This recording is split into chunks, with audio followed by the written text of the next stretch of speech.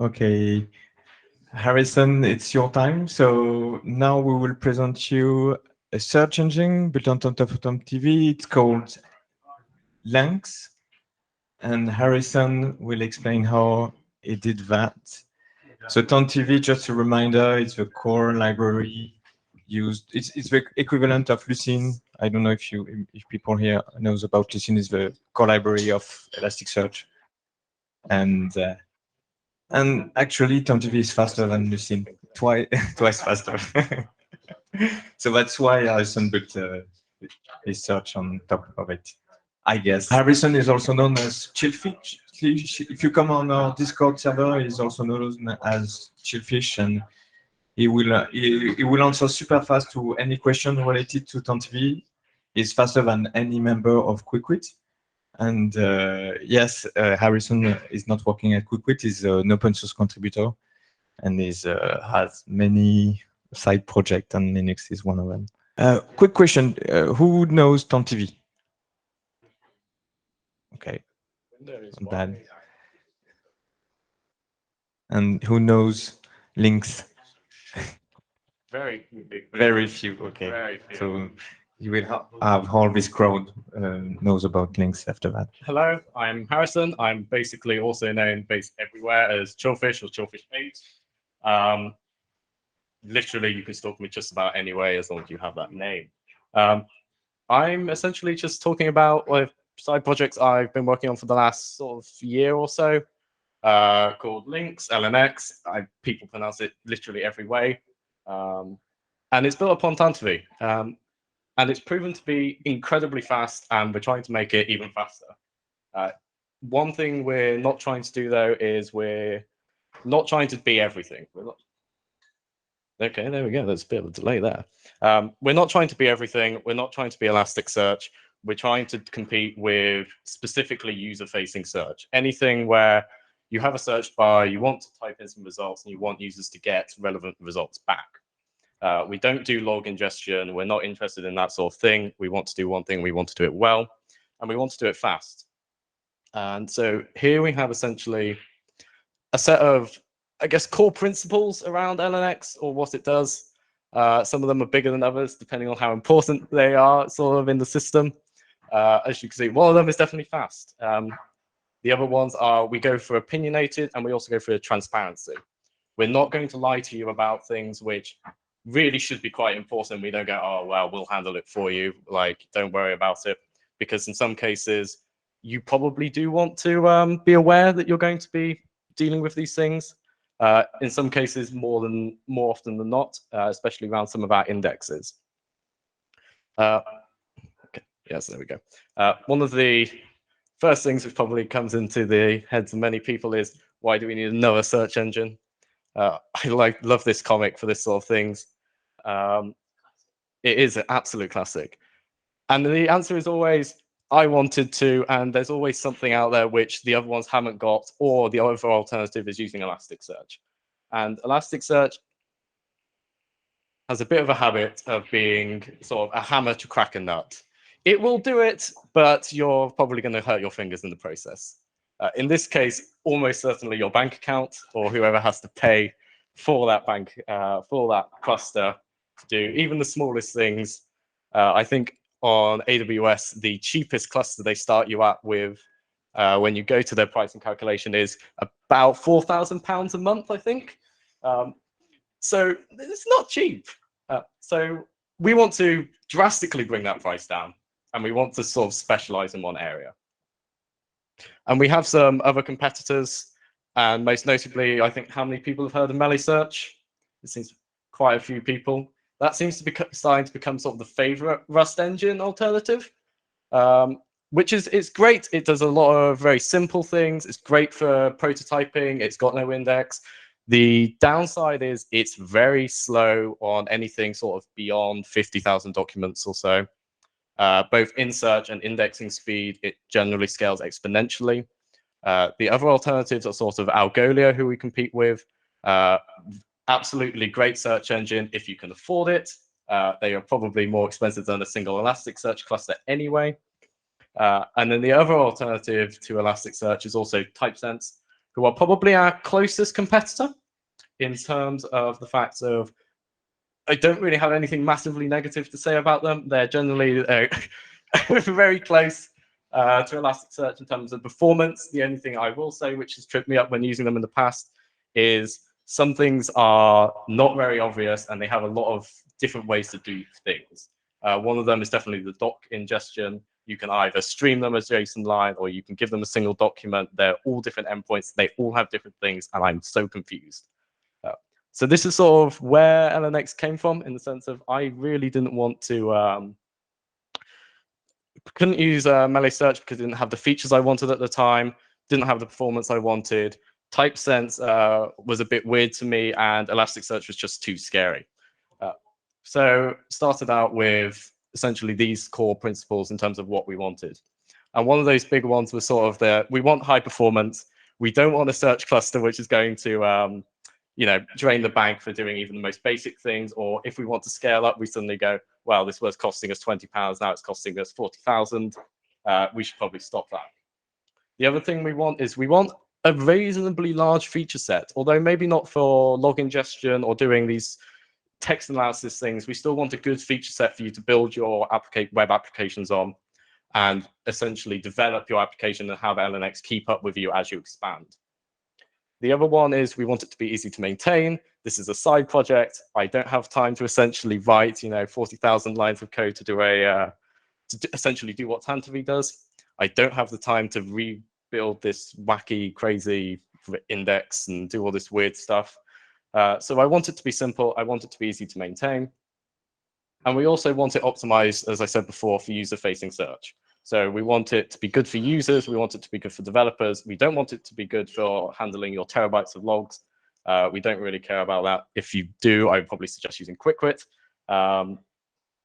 There we go. And then we also want minimal setup configuration, because if you've ever set up an Elasticsearch cluster, it's a bit of a pain, not only to get working, but to also debug when one node doesn't start up correctly, and also then set up an index, handle all the settings, and get it to do what you want it to do the first time round, i.e. configuration, getting it to be a bit typo tolerant, and generally handling everything else. And one of the biggest things for me was, how the hell am I going to do this? I don't really know what I'm doing that much entering the search engine world. I don't know really any tricks of the trade. Like, what am I going to do? I'm going to do this reverse index, going to do everything else. I don't know. Why bother? They exist. We've already got the libraries for it. Rust is a great ecosystem. And one of those is Tantivy.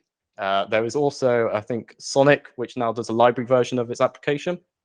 And then we also have probably what more people are used to, which is Apache Lucene, which is what Elasticsearch is built on. It's also what Apache Solo is built on. And that is essentially what Tantivy is, but in Rust. And so, why Tantivy? And to be fair, if you don't like the cheesy logo with a horse, I mean, I don't know what you're thinking, really. But it's pretty simple. It has everything we want. It has everything we want and more. It's got a cheesy horse. It's got all these other, 17 Latin languages, English Wikipedia indexing speeds. It's fast. It does what we want, and it's simple. And I'll sort of show why it's simple in a second. But before that, I'm sort of going to give a little bit of a oversight in terms of what Lnx is built up on. It's sort of built in layers. I'm going to do this from the bottom to the top, but essentially we have Tantivy as its core, similar to QuickWit. That's what does all of the indexing, all of the query building. Well, not query building as such, but executing the queries we build and retrieving the documents. On top of that, we have a indexing manager, which similar to how QuickWit has it with sort of these actor models, we have a similar setup in the sense of Tantivy runs in its own thread pools. We communicate to those thread pools via channels.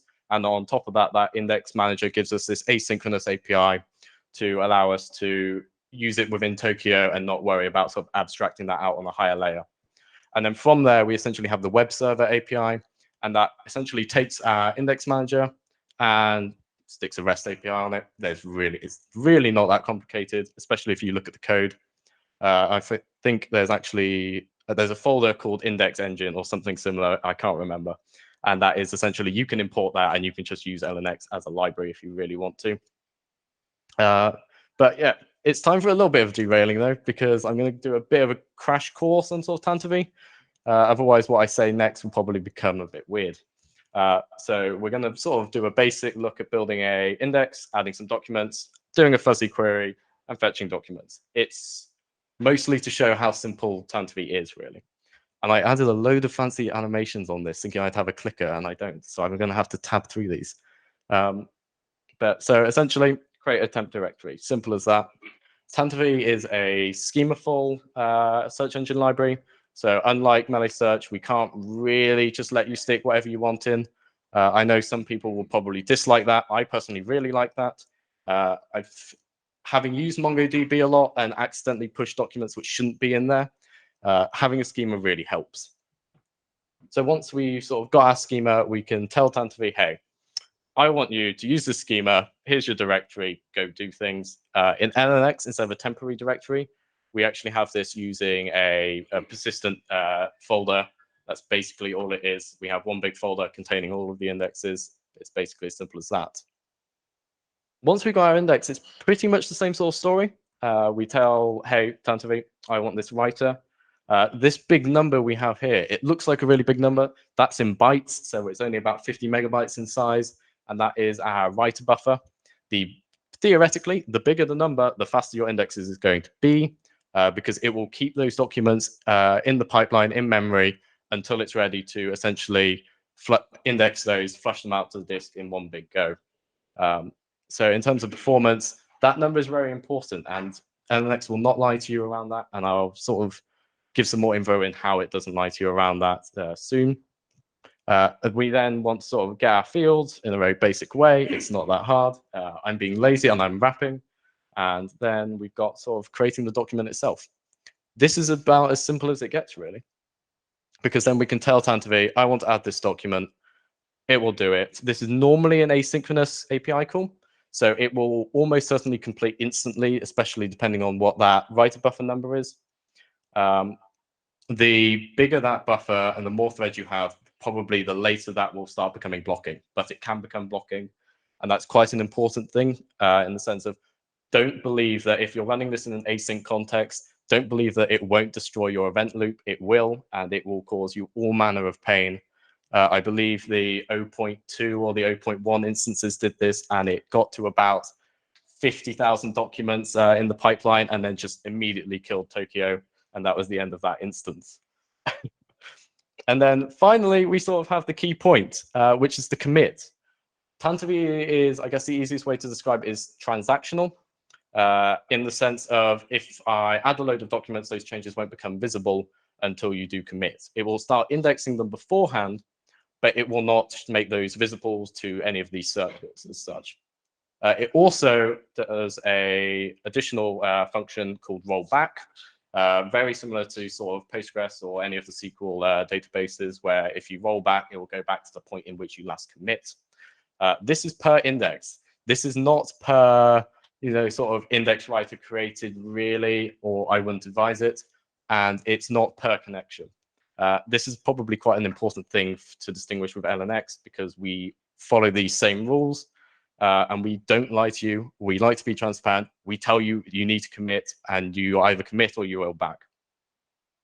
The next sort of stage, once we've added these documents, is we want to do fuzzy searching, because we're building a user-facing API here. If a user accidentally puts an extra letter, they don't want no results found. They want something, they're used to Google now. They want the right word, really. And so this is what basically fuzzy searching means. It means, I will forgive you. I'm not going to yell at you because you've made a spelling mistake. I'm going to simply allow you to do it. And it's really again, Tantivy is very, very simple. It's one of the things which has let Lnx become as built up and as quick as it has. This is a very familiar pattern this is very similar to what the Lnx code does. It's about 1,000 lines, I think, for the whole query builder. So it's a bit more complicated, but realistically, this is all it's doing. And that is essentially doing, our maximum edit distance. How many changes do we want to make to a term before we go, hang on, I think you might have the wrong word here. And then we also have the transposition costs one. This is essentially saying, should we swapping these characters around? How expensive do we want those to be?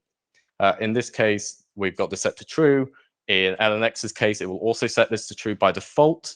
You can change this. Would I? Probably not, but some people might want that. And then we go to our query string. Sorry, I've deliberately spelt this wrong. If you notice in the previous slide, not that slide, this slide, we have the old man of the sea as our title. This is what we want. This is what we want to be searching. I've spelt this very, very badly to demonstrate how the fuzzy searching is sort of doing its magic. If I spelt one word correctly there, it wouldn't throw this whole thing out the window because Tantivy would go, oh, I know what I'm doing here. So we spelled this deliberately wrong. We're doing a very basic sort of split on this space character. The screen doesn't really show it that well, but that is 2 single quotes, and there's a space in between there in the form of what's generally known as tokenization. In Lnx's case, this is more complicated because we do Unicode denormalization, normalization, and we then do a couple of other transformations around things like stop words, synonyms, and additional pre-processing. But for this case, we don't worry about it. And so we stick this into, the FuzzyTermQuery. It's very, very simple. These things exist. Overall, I think this is the general pattern for Tantivy in its entirety. We have a set of term queries. Those are essentially small blocks for per word queries. And then we have these, as you can see at the bottom, this Boolean query to join these back up. And there's a ton of these queries which exist in Tantivy as part of just inbuilt. You can extend these however you want, and you can literally just keep building these as long as they implement this query trait. And this allows us to build some really big, really scary queries. Do we actually build those big, scary queries? Not really. We do let you sort of do it, but I wouldn't advise it because they do get very scary. And then once we've sort of got that query, we want to actually execute it. And this is where sort of our reader and our searchers come in. Our index reader, generally, we can have more than one of them. It's not that big of a deal. However, the index reader itself is not what's actually doing the searching. What's doing the actual searching is our searcher. Now, Tantivy allows you to create multiple of these. In Lnx's case, we actually expose this to you as part of the concurrency system. And for each searcher, you can do essentially one query, sorry. And those expose what are essentially the segment readers and allow you to execute the query, collect them with a given collector. In this case, it's top docs. And here we're saying, collect the top 2 documents. I know there's only one, but we don't really care. In this case, top docs is what is aggregating and sorting our documents by their BM25 text score. In the fuzzy search query term query I showed, that doesn't actually sort currently by edit distance, which currently we are trying to work towards doing. But currently it doesn't. It's a limitation, and it does slightly have a reduction in relevancy, which is important. However, generally, it's something we can certainly work towards, and there is a PR for it open currently in the Tantivy repo. And then we search it. It's as simple as that. We give it a query, we give it a collector, give me the results back. And from each of those, we get given essentially our score and our address. Note that the score and the address are essentially what are called the fruits of the harvest, I guess is a good way to say it. And they come from our collector. So the search is actually generic. So depending on what collector you have will determine what results you get back. If you've got something like a count, it will give you the total number of documents found in that search, and et cetera, et cetera. So you can expand this pretty much any way you want. In this case, I've just gone with top docs. It's simple. And then inside that for loop, we've essentially got this doc address. So we can tell the searcher, hey, I have this address. I want you to go fetch me the doc in there. And this basically is any field which is stored. As we saw in the previous creating the index, these options which are stored, index, etc., all basically give some configuration to how the index handles those documents. If it's stored, it will return that as part of the document. It is important to note, though, that the searches have to stay the same. So if whatever searcher you got those addresses from, those have to be the searches you use to get the docs back. They are not global across the whole thing. So you can't go, I've got this one searcher, I want to go fetch it with another searcher. You can't do that.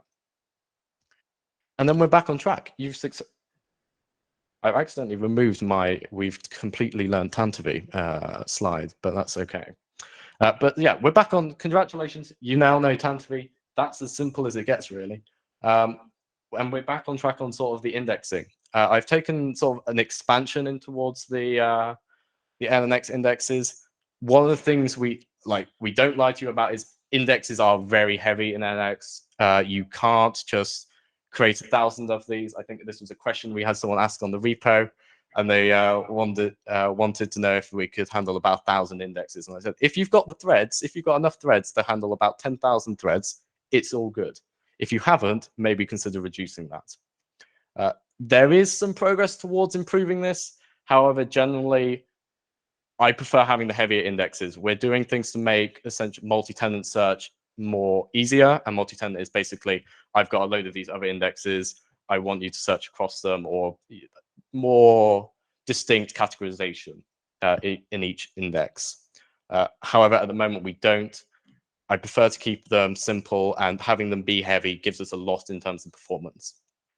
And then from there, we've got essentially a nice little asynchronous layer. This is essentially just a wrapper around the other two actors here, where they communicate via channels. The index reader itself is also asynchronous. However, that is because that hides the thread pool even further down the abstraction rabbit hole. And then the index writer is really simple. It's a simple threaded actor.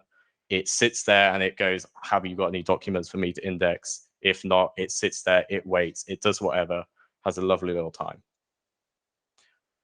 And then we sort of moved further down the hole and we go down into the index reader design. And again, it's a very familiar pattern. We have this asynchronous layer, we have this communication via channels, and we have this executed thread pool. Everything you do underneath Lnx in reality is done under a thread pool. And we make those very, very clear when you're doing a thread pool operation and when you're not, and how much of each thread essentially you're giving an index, or more reasonably, how many resources you're giving to each index. We make you decide that. We do technically allow you to pick defaults, but you really should be picking these yourself, because you're going to know your data better than Lnx realistically is. And this has a significant improvement to performance, as I'll get onto a bit later. This system works really well for this sort of thing with Tantivy, because we can just keep submitting these tasks. We don't have to worry about any sort of blocking of our event loop. All of the heavy operation, i.e. the query building, the parsing, and everything like that is handled without blocking the event loop. We can handle network requests asynchronously, but realistically, our main search is currently done in the Tantivy area in the thread pool. The only disadvantage we do have with that is disk I/O uses up our CPU time. It uses up time in our thread pool. And that is something we're currently actively working against. If you've got very, very big documents, you're going to waste a lot of time on your thread pool, as that's going back and forwards trying to fetch those documents.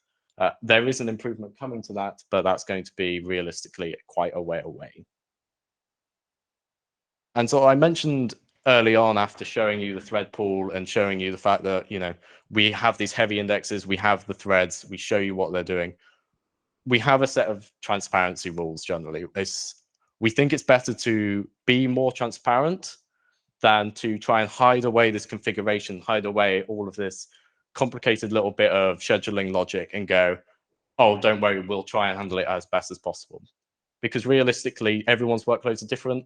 If you have a very small set of documents, you're probably not going to notice this. But if you have very big documents or you have a very large amount of documents, you're going to want to configure your thread pools, because your OS is going to want to balance between when it schedules CPU time and when it schedules just blocking the thread to do disk I/O, which currently is a very important thing. As I said earlier, our thread pools get blocked by the disk I/O. So you may or may not want to add more threads to counteract this when you have bigger files, bigger data sets.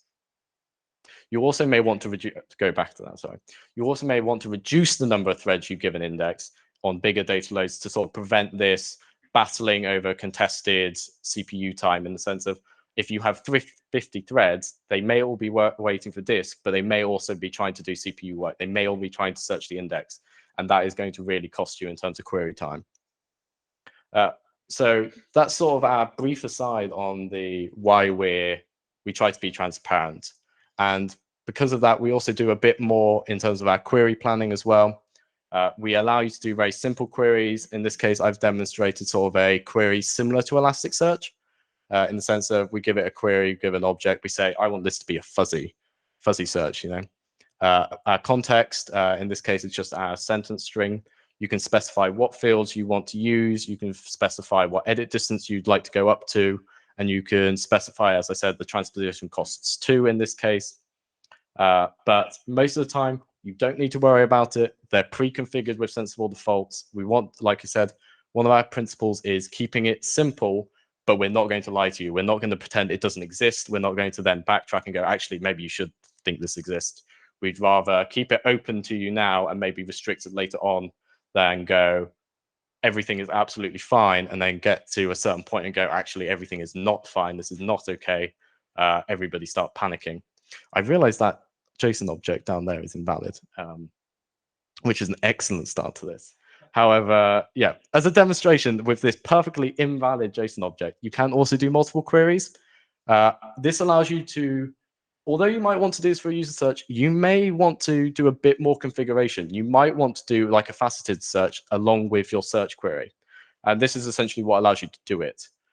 We allow you essentially the fuzzy mode, the more like this query, which will essentially expect you to give it a document address or document ID, as we call them, and it will give you relevant but similar documents to that given doc. We also have the normal query. I couldn't think of any better words to describe of that, but that is essentially the Tantivy query parser. It's similar. It allows you to be reasonably verbose or quite dynamic with how you're querying things. I wouldn't necessarily recommend it for exposing to users, though, because you can do certain things which will make it very, very heavy to search. And then finally, we also have the term query. This also makes it quite simple. It's a simple, I have this word, go look for it in a field or multiple fields, those change. And then a bit deeper down, we have essentially these two, the more interesting side of this, we have these two fuzzy modes. We have fuzzy and we have fast fuzzy. What's the difference between them? Well, one is obviously faster than the other by suggestion, but there's quite a big difference in the performance, as shown on the last slide soon. But traditional fuzzy search is essentially the principle of we go through every single word and we go, hey, can I swap some letters around? How many steps does it take to get to there? Is this within our range? And this is essentially how the fuzzy search works in Tantivy. There are some clever mathematical things that happen inside of it, but realistically, this is the principle. It's not that hard. It's essentially swapping and swapping and swapping until we get somewhere. And then this is essentially the fast fuzzy one. So there's a little bit more going on here, but in principle, what it is essentially our mass reduction in how many terms we search. We still have to go through terms, but we want to reduce the number of terms. If you've got a big index of maybe 37 million documents, and they're all user-typed reviews, for example, you've got around, I think in testing with an Amazon dataset, about 2.6 million different ways people have spelt a word, which is really, really annoying to deal with. And on fuzzy searching, makes it really quite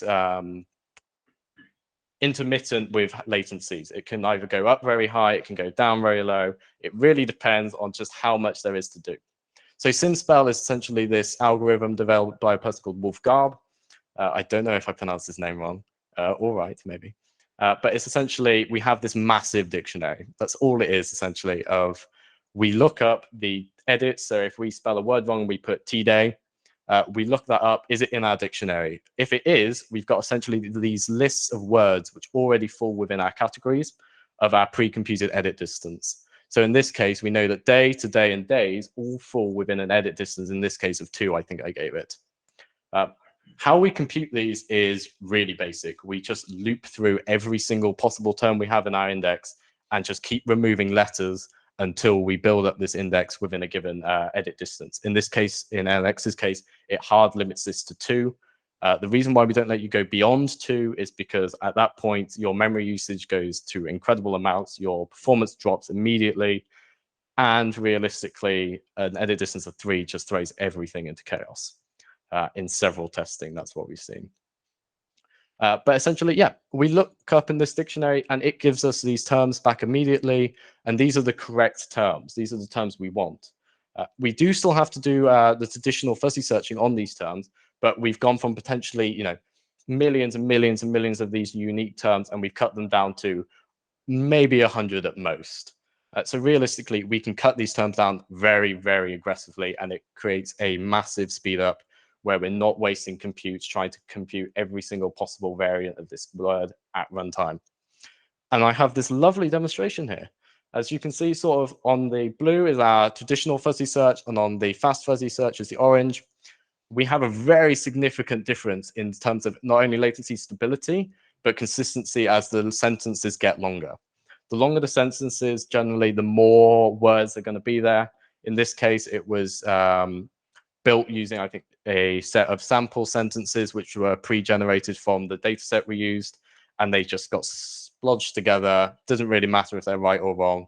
And we can see they're going, starts up when you have one word or one letter, it's very, very high. That can't really be avoided in the sense of if you have the letter A, a lot of documents contain the letter A normally. You would be surprised. And the sort of, there's a sweet spot, and then there's definitely the point in which there's so many other terms, you're about the same spot as where you type the letter A. But you can see in this case, it was 27 million Amazon reviews. This was done with 4 concurrent clients across 6 sentences, and each client is essentially emulating searching as you type. So each letter or each key press is a search. And in this case, I think we've actually made it a bit faster now, but these are the sort of results we got. The reason why this isn't done with any higher than 4 concurrent clients is the tests start to get really, really long. In particular, I think originally I tried to do this with 50 concurrent clients, and it took close to about a day to execute and run through. So for the saving time aspect for this, I cut it down to 4 and just cut my losses. And then, oh yes, that did work. And then this is sort of going back to what the trade-off with this, because we've seen that our latencies are significantly reduced, which helps our throughput significantly. I mean, in this case, we've got a live demo of the 27 million docs, and it's showing it, it's returning all of these docs, it's scanning through them in 100 milliseconds at most, which I think was the largest. And that's when we introduced this book. When you're looking at an Amazon reviews data set for a set of library books from, I think it was the reviews coming from Audible, the word book gets mentioned a lot, and as such, it's going to take a bit longer to search. We can make also other assumptions about the search. Because we pre-computed all of our dictionaries, all of these terms within the index, we can go, well, if I haven't matched any correct word, I know there is going to be no matches for this term. We can discard it. We don't need to worry about it, because why waste our time scanning through when we already know, we've already done the lookup. The other thing we can do is essentially correct sentences based on their frequency to provide better correction. So words which are more commonly spelt wrong or more common in general will be corrected to their closer counterparts, rather than a word which might not come up that recently or be used that often, where the edit distance might be less or the same. So we can create some better typo correction that way. And the memory usage does scale logarithmically normally. So we actually have a custom implementation of the SimSpell algorithm, which uses a load of little fancy tips and tricks, and it aggressively duplicates edits. So in this case, we guarantee there's only ever at most 1 edit in the dictionary at times. So we never ever duplicate any text, any characters. We crush that as much as possible. And then the only downside is, or good side, I guess, it uses about 4 gigabytes of memory in this case, but it does use memory, and that is not memory you're going to get back. It's not files cache. Everything else in Tantivy and Lnx is file cache based, so you don't need all the memory in the world to run this. But for that 4 gigabytes, you need it. We won't give it back to you. Accept it as a defeat. We've got the high ground. But in this case, I think 4 gigabytes of memory usage in order to search 50 gigabytes of data in an index with those sorts of latencies, I'd say is pretty good. That scales even better in some of the recent versions, although the only downside is some of the latency in master has gone a bit haywire. And then as a sort of round off, I guess, to this talk, I have no idea how long I've been doing this for or how in depth I should have gone, but we get a lot of very significant performance improvements with the current implementation. These benchmarks were taken with the 0.8 instances that came out sort of in January time this year. and we ran those against basically Melisearch, TypeSense, and Lnx. The reason why I didn't choose Elasticsearch in this is because I sort of forgot about it, and realistically, this was a tiny data set used for more of the throughput calculations, and because Melisearch can't really cope with anything over 50,000 docs. But there will probably become benchmarks with Lnx versus Elasticsearch soon with a bigger data set, if I can get my hands on one and bother setting up a cluster. But we can see there is a big difference between when you use essentially the traditional approach and when you build upon the Tantivy performance. Tantivy is already, I forgot to mention this, but it's about twice as fast as Lucene. And then we add the fuzzy searching on top, because Tantivy is suddenly, instead of doing a fuzzy term and trying to work out all these combinations, it's only doing a lookup in the index. It's not trying to do anything smart. It's going to fetch docs. And this really, really helps performance, and it keeps us very, very stable. So hopefully we can raise that number even higher. But for now, that's essentially as fast as we are. And we're trying to compete and get Tantivy even faster, Lnx even faster, and just become essentially the fastest engine around for this sort of thing. Because realistically, no one wants to pay a £40,000 Elasticsearch cluster bill for what can be done with half the nodes. So there we go. I think that's sort of my roundup. I don't think I didn't have a slide for an ending because I didn't really know how to end it. But that is the summary.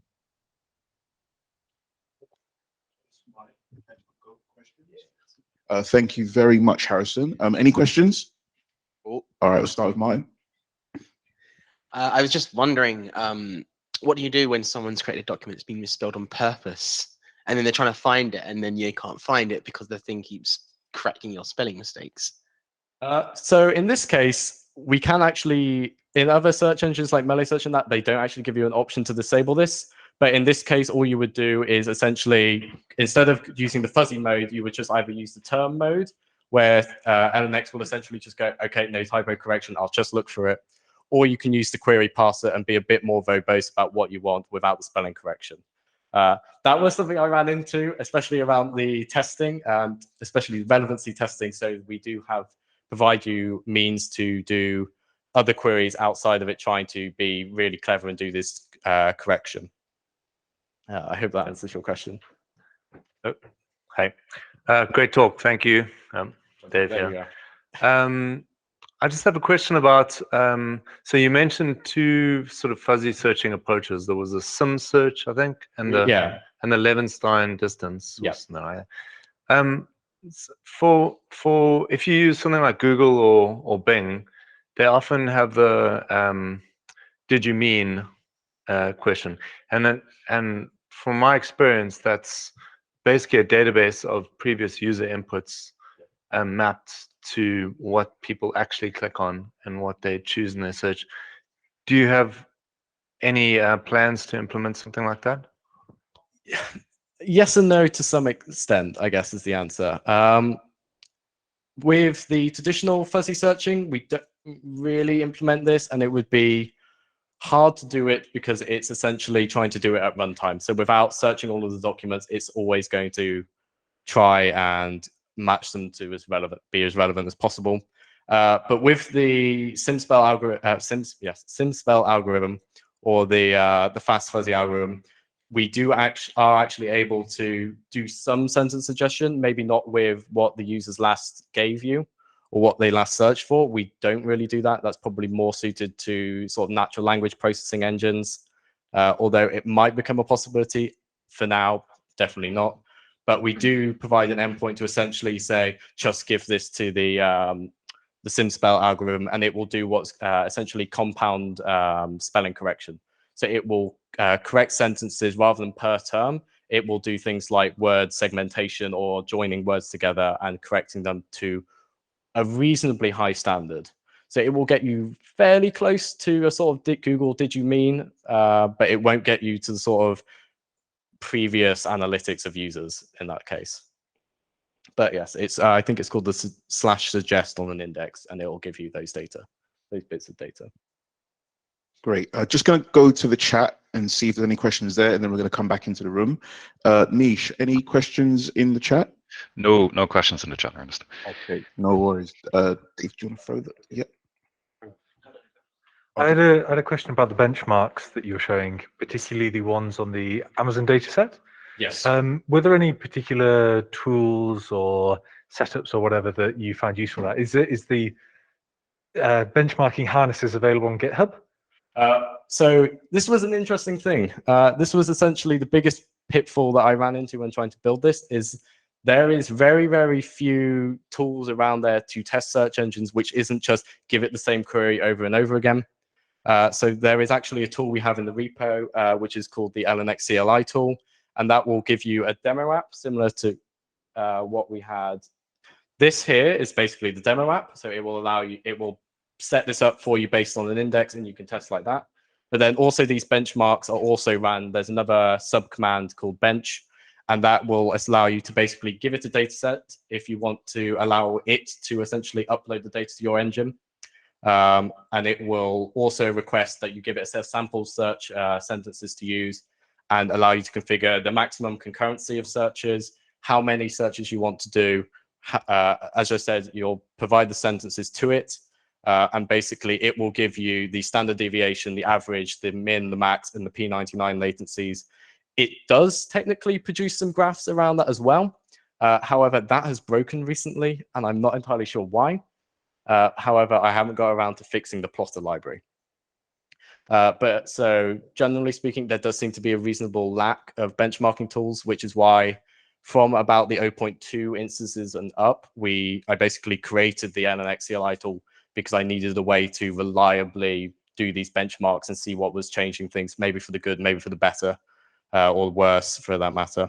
So I think it was very important that we had a decent set of benchmarking tools to begin with and be able to, rather than relying on maybe a web server benchmark, which will keep sending the same thing over and over, allowing the engine to essentially keep it cached in memory. Instead, basically forcing it to maybe swap things in and out of memory, out of disk, etc. So yes, the tool exists. It's OpenSearch, or not OpenSearch, sorry. It's open source on GitHub under the Lnx CLI tool. Currently, it only supports Melisearch, typesense, and Lnx. I will probably add Elasticsearch soon. Once, basically, when the benchmarks for Elasticsearch come out, the Lnx tool will also supply a benchmarking tool for Elasticsearch as well. And these are all under basically a shared API. You just tell it, hey, Lnx, typesense, whatever, and it will handle everything else for you. Hi, Harrison. One thing that I noticed, you mentioned very briefly about UTF normalization. And obviously you've given some really interesting examples. One thing I'm curious about is how Lnx might perform with non-Latin character sets. For instance, if I needed to do a search in, for instance, Mandarin Chinese or Japanese or Thai, have you seen any downstream reports of how this performs, or have you tried it yourself, or is what information have you got about that so far? Currently, I think the what are they? CJK languages, I think they're generally referred to as. And at the moment, Lnx's support for them, I would say, is not really there. So it will, because we do the normalization down to ASCII characters, it may have some support, but there is an element of, it doesn't have tokenizer dictionaries for those. I know Melisearch does. In that case, although I've seen those reports also aren't performing that well. So in terms of performance, I wouldn't say it's noticeable, but relevancy-wise, you will notice an impact. At the moment, I'm not really trying to add those because I haven't seen a way which sort of wraps it up neatly. It seems to be a very back and forth thing of depending on what people want and how they want to implement the tokenization changes. So I don't think there's really a perfect solution to doing this sort of tokenization of non-Latin languages, although I would love it if you've got some resources on that. But at the moment, I think the best that would come out of it is we implement a custom tokenizer for the non-Latin languages. But realistically, I think it's still going to be partially hindered by the fact that we do normalize down to ASCII, and that's a very common thing across all of these search engines. They all normalize to ASCII, and there's not a whole lot we can really do about it. I think the absolute best you would get maybe is using the SimSpell algorithm again, but giving it a preset dictionary without them being normalized to ASCII.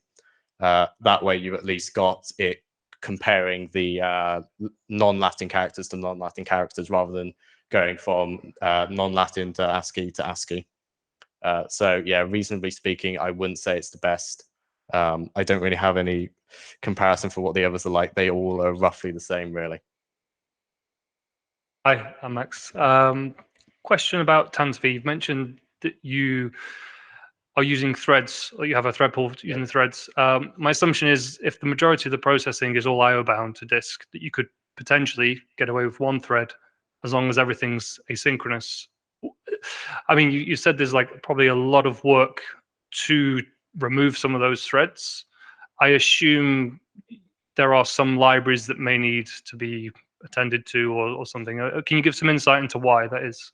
So generally speaking, this is one of the reasons why when you create an index, I haven't got a demonstration of it here, but when you create an index, we ask you if you want to provide the number of writer threads, the number of reader threads, so each the number of threads per searcher, and the max concurrency related to that search.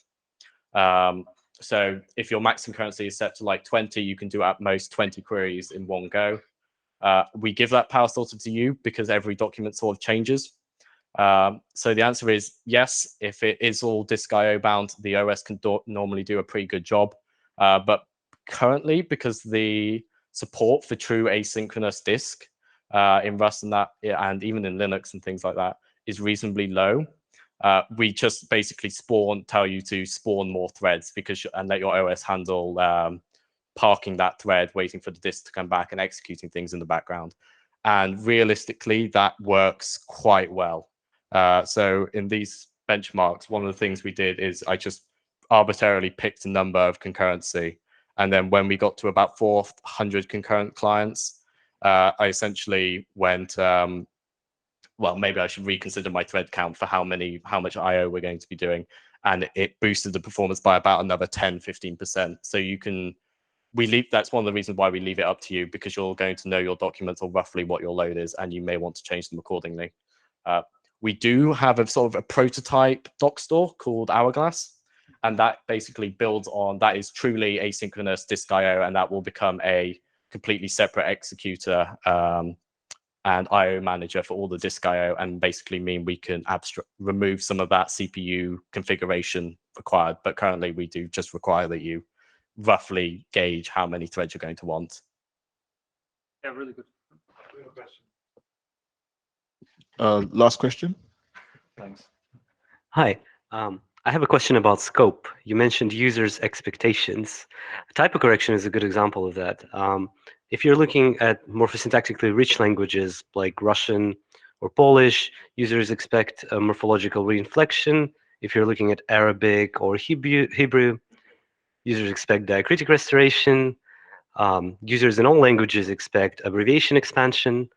And these days, because users are so used to things like Google, they also expect things like semantic similarity search in some latent space. So how far do you want to go with this, given this is a hobby project? And tokenization does not answer any of those, even a custom tokenization, and it's a hard problem. So that sort of exact issue is actually an issue currently on the GitHub repo, which has caused me significant pain, and it was of German. It was in German of all languages, in the sense of decompounding. Some German words essentially decompound, which generally is slightly against how most other, like the English language does it, where we segment words. And currently there hasn't really been much a solution to that. The fast fuzzy thing did essentially allow us to do suffix and prefix searching, but realistically, it's a difficult problem to solve, and something that in those cases, semantic search engines probably will do a bit better with a custom tokenizer. But yeah, I agree. Having even a very smart tokenizer can only go so far, and in that case, it's probably a limitation. So we can certainly try and do it with some reason of success, especially with the fast fuzzy system, because it will correct based on your index. But realistically, we can't really do that. And I think trying to solve that is going to, it's an issue that basically every search engine tries to solve, and it just hasn't worked really. Thank you. Thank you. Don't throw it at me. All right. Just hold on to it for now. Thank you very much for your amazing talk. Please give him a hand.